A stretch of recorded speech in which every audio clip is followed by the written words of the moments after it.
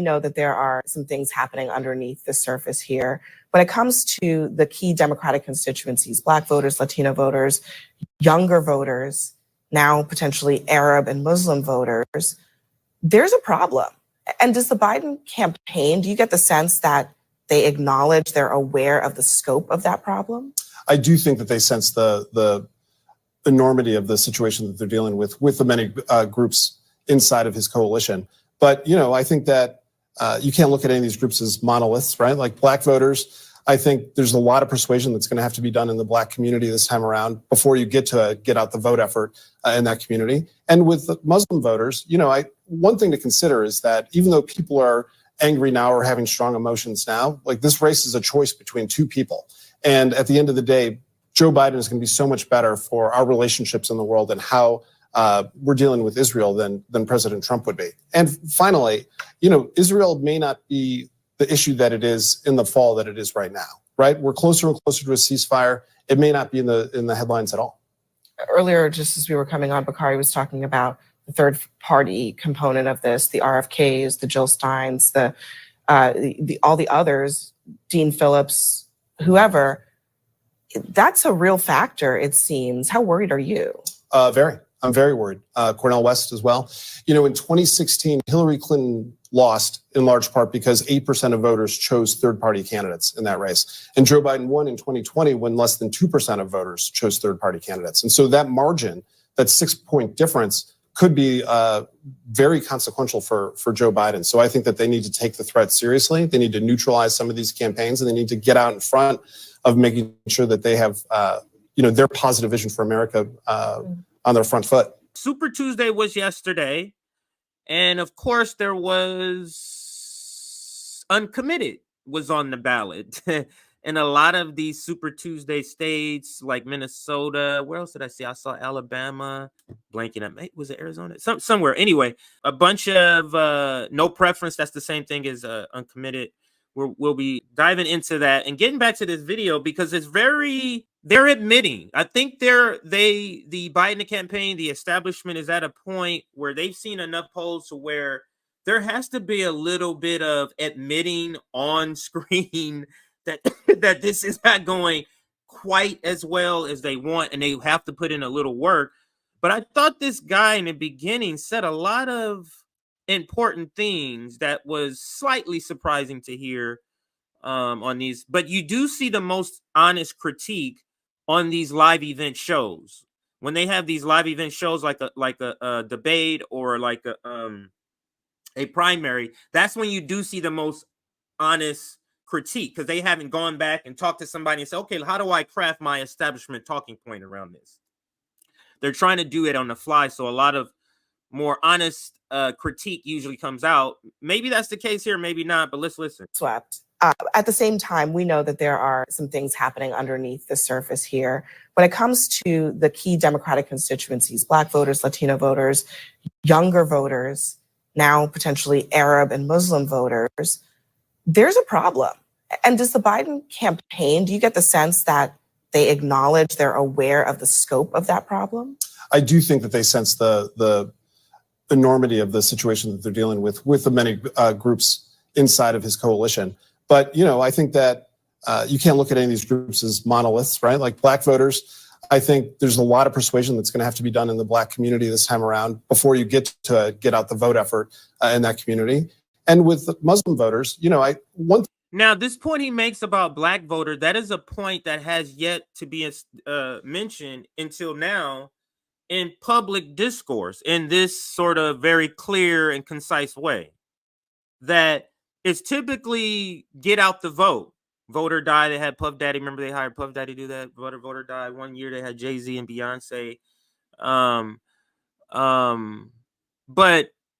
for what I was gonna say. With this honesty about this no longer being a turnout election, at least for the Black community, this is now a convince then turnout election, which is very it's not a comfortable place for the Democratic establishment to be in. They're usually in the motivation, and then they start talking about Rosa Parks on the bus and stuff like that, and lull these Black supporters to sleep with their rhetoric. But let's continue. Bacardi Sellers also chimes in with an important point. One thing to consider is that even though people are angry now or having strong emotions now, like this race is a choice between two people. And at the end of the day, Joe Biden is going to be so much better for our relationships in the world and how we're dealing with Israel than President Trump would be. The thought And police, finally, they're telling you how to think. Israel may not be the issue that it is in the fall that it is right now, right? We're closer and closer to a ceasefire. It may not be in the headlines at all. Earlier, just as we were coming on, Bakari was talking about the third party component of this, the RFKs, the Jill Steins, the all the others, Dean Phillips, whoever. So isn't that democracy? When your candidate can't win, you say, can we get some of these other candidates out of the race? So here's the pivot to the third party movement. And here is where people like Cornel West does not want to be in the crosshairs of this moment. Could you imagine Cornel West being the candidate for the Green Party and not have gone through all these, iterations and all these problems? He was just the candidate. Imagine him doing the interviews with us and everything is just going along. He's continuing to do our interviews. He's staying with the Green Party. They don't hire Peter Dow as a campaign manager. They get somebody else. Jill Stein stays on. Obviously, Jill Stein could stay on as the campaign manager if she's able to run as the candidate now. So let's say all of that fell into place. This moment is the moment that Cornel West was running from. This moment. This moment is the reason why he made all of those seemingly I scratch my head decisions. Those I scratch my, like, why is he? This doesn't make any sense. This is deliberate. This guy has a degree. A smart person knows how to make bad decisions so to get a bad outcome. So that's all Cornel West did, is make a series of bad decisions because he kept getting the heat. But imagine if he was this person here. The reason it is so much value, one, I think that he would get more people than Jill Stein. He has a larger footprint, larger base in the Black community that he could get. You know what would be the other thing? He would be on more ballots. So when they talk in these discussions about third parties, they're talking based off of polling. The person's not on the ballot. RFK is, though, and I think they talk about it in this clip or another one I have, but RFK is getting signatures. He's notching signatures in this clip, but let's listen. It's a real factor, it seems. How worried are you? Very. I'm very worried. Cornel West as well. In 2016, Hillary Clinton lost in large part because 8% of voters chose third-party candidates in that race. And Joe Biden won in 2020 when less than 2% of voters chose third-party candidates. And so that margin, that 6-point difference, could be very consequential for Joe Biden. So I think that they need to take the threat seriously. They need to neutralize some of these campaigns, and they need to get out in front of making sure that they have what does that mean? Their Neutralize some of those campaigns. Let me on their front foot. Bakari, who are you most worried about? Neutralize some of those campaigns. He's referring to the third-party campaigns. Now, when in military terms, when the U.S. empire says neutralize, they typically means taken out, kill, destroy, unalive. So when you say neutralize some of those candidates, is that what you mean? Do you mean pay them off to get out of the race? Do you mean scare them to get out of the race? Do you mean take them to court to get out of the race? Is that what democracy is? Joe Biden is in an unwinnable position. It doesn't matter. You could take all the third-party people off of the ballot. Joe Biden would still lose. And it shows that in the polls. They have polling with third-party candidates and without. In the battlegrounds, he's winning even without the third-party candidates added. Donald Trump, that is. he's in an unwinnable position because there's a lot of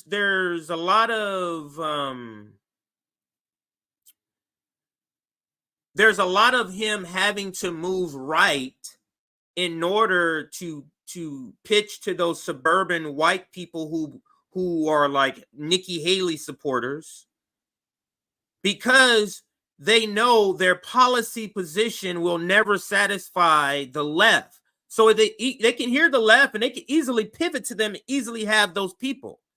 But their policy position as an empire can't allow them to do that. So they go, what's the next big thing? We have to go after some middle ground people. That means we have to move right. So what does that mean? Immigration. Let's kill asylum. What is that going to do to another constituency?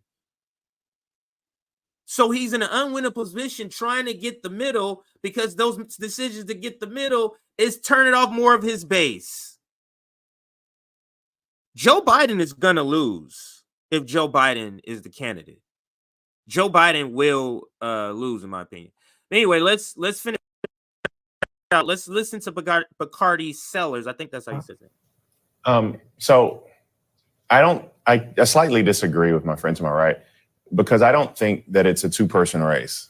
I've always said this. I think that it's a race between Joe Biden, Donald Trump, and the couch. And so my biggest fear is the couch. Sure. And I think that there are a lot of voters. I mean, I don't anticipate there are going to be many Arab or Muslim voters that jump over Joe Biden to vote for Donald Trump. But there may be a large amount that stay home. There aren't a lot of black voters there is no planet on which Donald Trump is going to get 20+% of black voters. I don't care who at the New York Times. I don't know. Okay, we'll come back to this. I don't know what they smoking. I don't know. So Bacardi Sellers is saying, I don't care what that poll says, Donald Trump is not getting, what do you say, 25% of the black vote. Maybe he doesn't understand we are smack dab in the middle of a realignment here. You have, I don't know when they smoking it. I don't know what poll they think. You have the Democratic Party that's shunning the working class. And you have the Democratic Party that's taking suburbanites, that's taking the college graduates, that's taking the high earners. There's a realignment that's happening here. And when we're talking about 25% of the black vote going to Donald Trump, that could be just black males, because black males are leaving the Democratic Party in Grove. Look at just RBN as an example. As a case study, you got 5 black people, 4 males leaving the Democratic Party, and 1 female. So for 1 black female, there's 4 black males leaving and refusing to vote for the Democratic Party. So Bacardi Sellers may be in shock, but the realignment is happening. But it's up to RBN to grab those black people that's moving to Donald Trump and the Republicans, because that's not the way to go. You're making a linear move like this. They think they're doing, or whomever's doing it. There is no planet that Donald Trump is going to get 20+% of black voters. It's just not going to happen. But some of those black voters may stay home. And that's going to matter in places like Detroit, Milwaukee, Philadelphia, Clark County. So I'm more worried about the couch than I am. Okay, so RFK Jr. just today, he got enough signatures to get on the Nevada ballot. Listen to this. A key battleground deathly state. Afraid. There's a real question about who he hurts. Who does he hurt? Is it Biden? Is it Trump? He will take from both sides. I had the opportunity to interview him for an article, and I went to a opening of one of his campaign in New Jersey, and the crowd was mixed. There were some that were Biden supporters. I spoke with many who were Republicans who said they're going to cross over and vote for him because of the way he was about COVID and about vaccines and many of the issues he stands for. He's going to pull some Republicans and some Democrats. And so I think he is someone to watch. His campaign has slowly been working on the very difficult part of ballot access. It's not so much about who running an actual campaign, unlike the Cornel West campaign. You mean RFK Jr. This is what I said. the independent candidacy of Cornel West and the independent candidacy of RFK are not built the same. Not at all. You have one who is just who's literally doing a make you feel good tour. That's all Cornel West is doing. He want to do a bunch of digital sort of campaign stops. He want to, do some interviews. That didn't work out. That was his first strategy. Let me just go independent media, do some interviews. Black Power Media and RBN was like, okay, making you accountable, but you're doing bullshit. We gonna freaking criticize you. He didn't like that. Point being, RFK Jr. is getting on ballots, is getting on swing state ballots like this one. I think this one they're announcing is either Wisconsin. He announced Georgia. He announced Arizona. He announced North Carolina. Like, when is Cornel West going to make these announcements of getting on battleground straight states? But let's listen to what they say about RFK here. He's going to pull some Republicans and some Democrats. And so I think he is someone to watch. His campaign has slowly been working on the very difficult part of ballot access. It's not so much about who can do great in the polls right now, but who can get on the ballots. And they've been slowly doing so. I think Bakari is onto something with regard to the couch vote, because what we saw in our early CNN exit polls tonight in Virginia and North Carolina, of Republican primary voters, 30% to 40% say they're not MAGA people. They're not. Yeah, this is where she pivots to, I know where my paycheck comes from, and let's get off this topic. That's literally what happens right here. We don't need to continue with that. But let's get to this headline here. Oh, that's why I usually have this in this ear. Like, why is this? My ears are different sizes. So this one is for this ear. I'm like, why does this keep falling out? But anyway, let's look at this headline here. It says uncommitted voters in Minnesota win 11 delegates on Super Tuesday. That's huge. 11 delegates. So you're talking about on the convention floor in Chicago, you're talking about chaos. You're talking about people who are delegates who can sit in the convention, who can yell shit. Like ceasefire now. Can you imagine what that convention? Maybe I'll raise some money and come out there for a weekend to cover it with Kit Heartland's Media, who lives in Chicago. So really, maybe I'll do that, because this shit is about to be on and popping at this convention with this going on, which is why I think they're trying to press this ceasefire, so because they wanted to kind of bleed or overlap the convention so that none of the shenanigans happen. But I'll read a little bit, and then I'll read all, because I'm going to read a lot of this article. It breaks down a lot of numbers here. But along the right side, I'll read this little snippet that I did clip out. 7 of the 15 states that had Democratic primaries on Super Tuesday offered an uncommitted option. So that just gives you a little detail. So a little bit less than half of the states that was voting yesterday had an uncommitted option. I saw one called no preference too, but that's what they're included in. And then let's continue on. Minnesota saw the greatest percentage of uncommitted votes on Super Tuesday at 18.9%. Meanwhile, North Carolina saw the greatest number, the sheer number of uncommitted votes at 88,000 plus. So let me bring this down, and I'll go to the actual headline here. This is crazy. This article has a lot of detail. There is another Newsweek that gives a state-by-state breakdown of the detail, but this one might suffice. If it doesn't, I'll bring up the Newsweek one too. Let me go up to the top. So this is a local Fox News in Minnesota with the headline, and now I'll read some of it. Maybe I need to blow this up. Like, still need to get some glasses. So let me blow this up and read a little bit.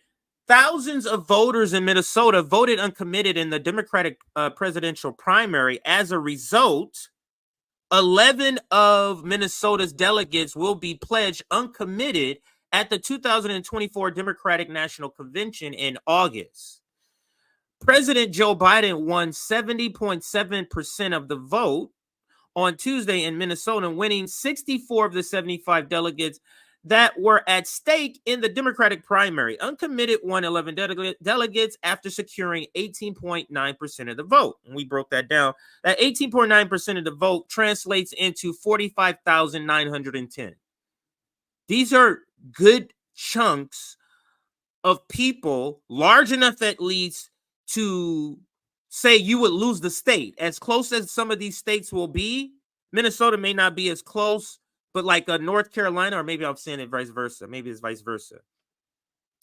But when you're talking about 20, 30, 40,000 votes in North Carolina, 88,000 votes, the margins of victories between these two candidates, sometimes it's less than that.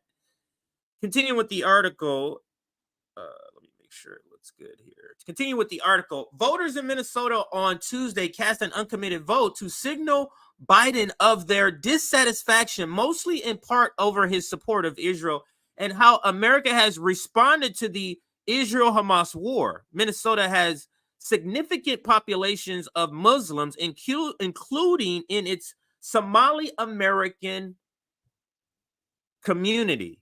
The uncommitted vote movement started largely in Minnesota, which is home to the largest concentrations of Muslim and Arabic speakers in the United States. In the state primaries last week, more than 100,000 people voted uncommitted, which was about 13% of the Democratic vote.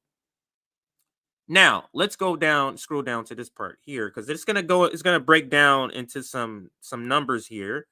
Super Tuesday uncommitted votes. 7 of the 15 states that had Democratic primaries on Super Tuesday offered an uncommitted option. And then I read that part already, so I'll just go down to this graphic. So this graphic breaks down by state. Here are the 7 states, and then it shows the uncommitted total thus far. Now, of course, I think they're even still reporting on it, like meaning some of the states still doesn't have a total 100% reporting.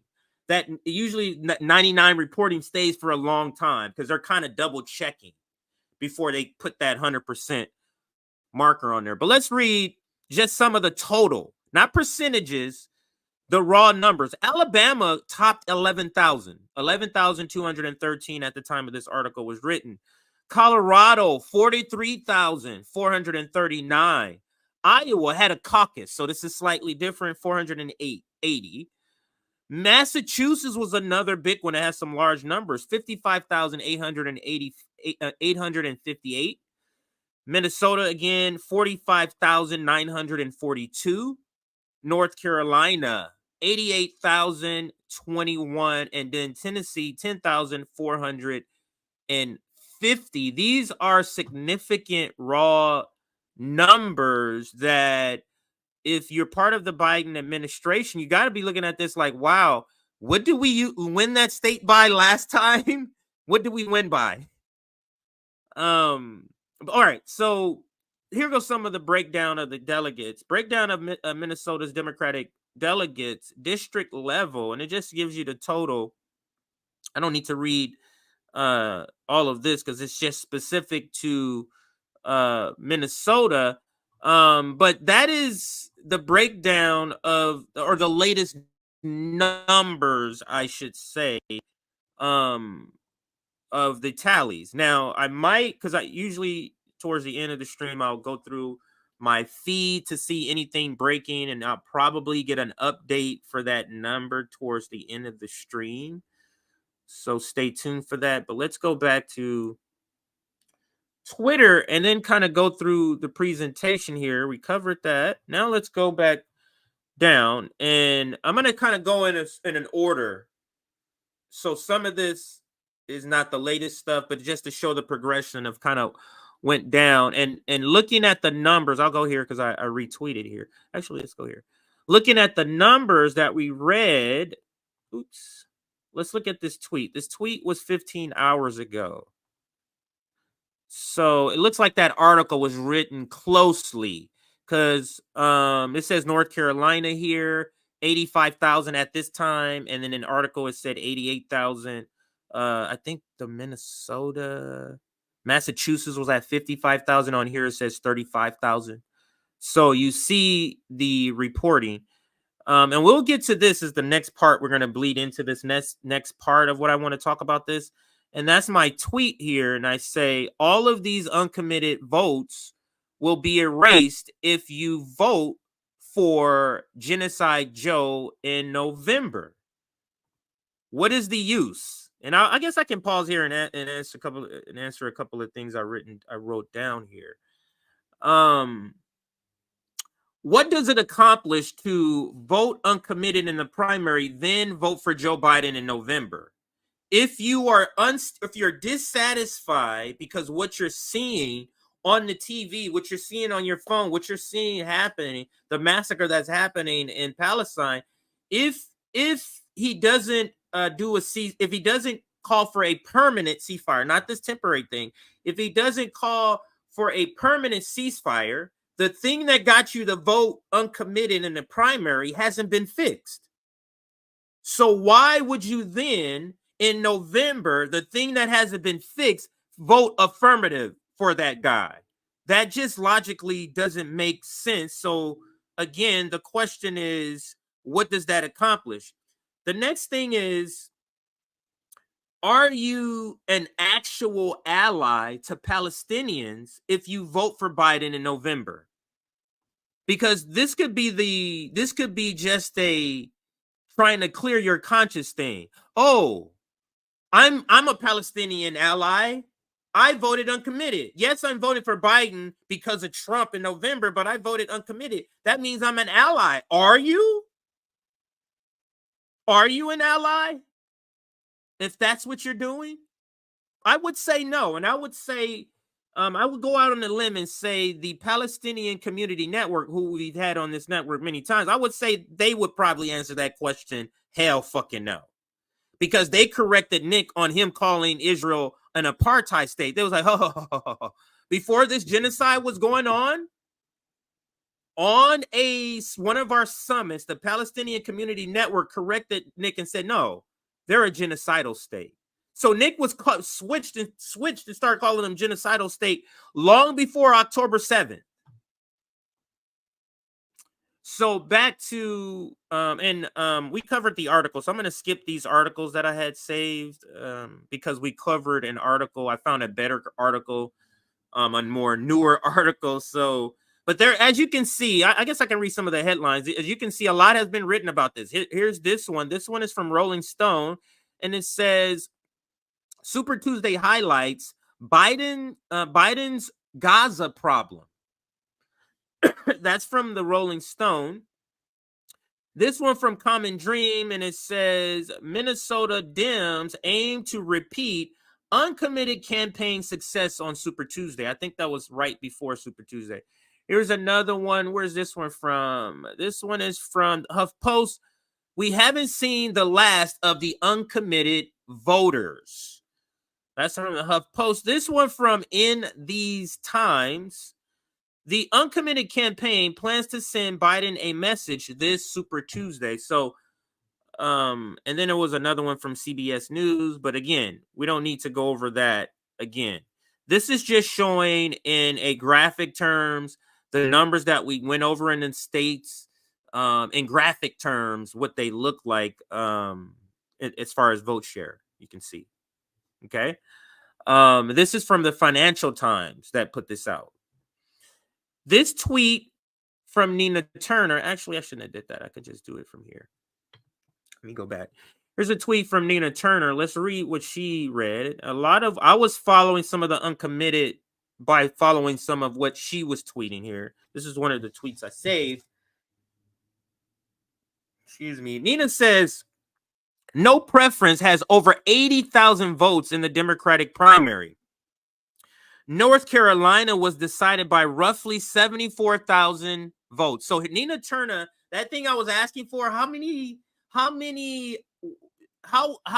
much did he win by last time to kind of compare it against these uncommitted votes. And Nina Turner right here has that answer.